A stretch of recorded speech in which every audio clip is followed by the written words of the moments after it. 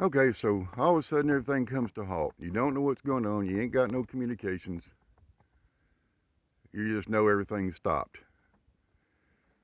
So I'm kind of out in the country, but at the top of that ridge line, if I went all the way to the top, you can look across the valley. There's a 4 lane. So being close to a 4 lane or a really busy highway or an interstate really ain't.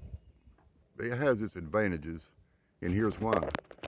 Without asking anybody, I can kind of tell what's going on as far as what the movement is, if there is any. Everything comes to a stop. It'll be, I don't know, up to 3 days before everything starts moving again, if it's going to. So what am I seeing when I'm looking? Okay, well, there's trucks moving. That means, well, what does that mean? What kind of trucks are they? Here's some ideals so you'll know what you're looking at. And, go sit in a parking lot somewhere and just watch the interstate or watch a 4 lane highway and see, just, get a general idea of what you're looking at. So let me give you some ideals so you'll know what's moving without you don't need to ask nobody. So let's start with tanker trucks. Okay, fuel trucks. They're not all fuel trucks. They could be carrying water. They could be carrying Kool-Aid. Who knows what they're carrying? But you know, if you don't know what fuel trucks drop in your area, next time you're getting fuel and you see one dropping fuel somewhere, stop and pay attention to what's written on the side of the door, the color of the truck. Then you'll know, okay, those are fuel trucks in my area. And they may be 3 or 4 different companies do it, but you'll have an idea in your area. Pilots and TAs and all them, and they're carrying fuel. If you don't recognize the markings, they're probably just carrying, some other kind of liquid. There's all kind of tanker trucks. There's dry feed. They may be going farm to farm. Well, that's being taken care of if you see them moving. They're the ones that's got the little jagged bottoms on them there where they can drop feed off, gravity fed type stuff. Okay, so that's your tankers. The important one everybody's going to want to know, what about the grocery store trucks? Are they moving? I'm sitting on the top of the ridge and I'm watching. And the way they work is they'll pick up and the big companies will take it to warehouses in your area at nighttime. And those companies are like McLean and United National Foods.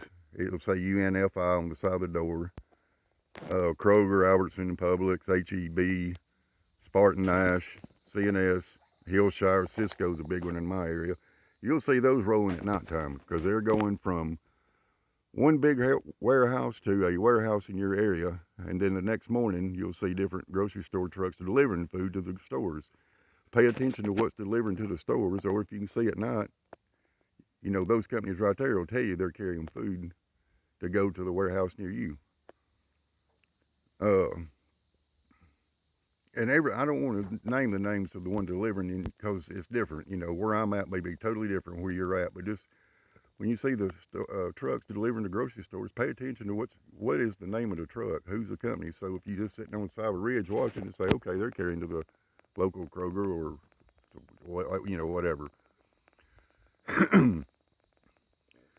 So what about the commodity trucks? These are usually dry bed, just no air conditioner on the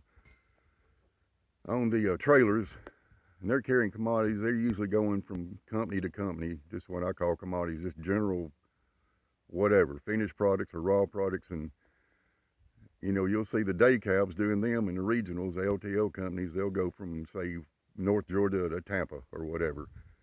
And then that next morning, they'll be running at night. The next morning, a city driver will jump in that same tractor and start delivering all day long in Tampa. And then when he gets through, he starts picking everything up, going back to North Georgia. And that night you get up and you haul back to North Georgia. And those are just called commodity trucks. And these are the trucking companies, they're massive companies. You got SI, R&L, Southeastern Freight Lines, ABF, TFI, Estes, Old Dominion, XPO, Yellow, they went out of business, I think, and Federal Express has got a branch of LTL. So if you see those trucks, that's commodities moving around. They do deliver emergency stuff, like where I'm at, and when I drove, if there was a big hurricane come through Florida, you know, the company would stop what it was doing and grab up just supplies and just flood Florida with supplies overnight. Next morning, I mean, they don't know what to do with all their stuff. They put them in warehouses. So they do that, you know, in a real big emergency, and you might see them doing that locally too. But generally, when you see that group of trucks, it is just commodity trucks. So you know that's not going to affect you. You just know that, well, okay, some factories are running because they're moving the commodities around. And then locally, you know, what kind of, do you see the National Guard? Do you see the county cops? You know, what are they driving? They're regular cars, or they got beefed up material trucks that are driving around?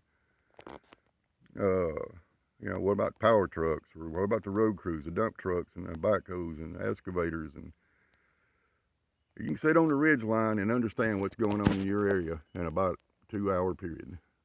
Maybe I'll give you some ideas.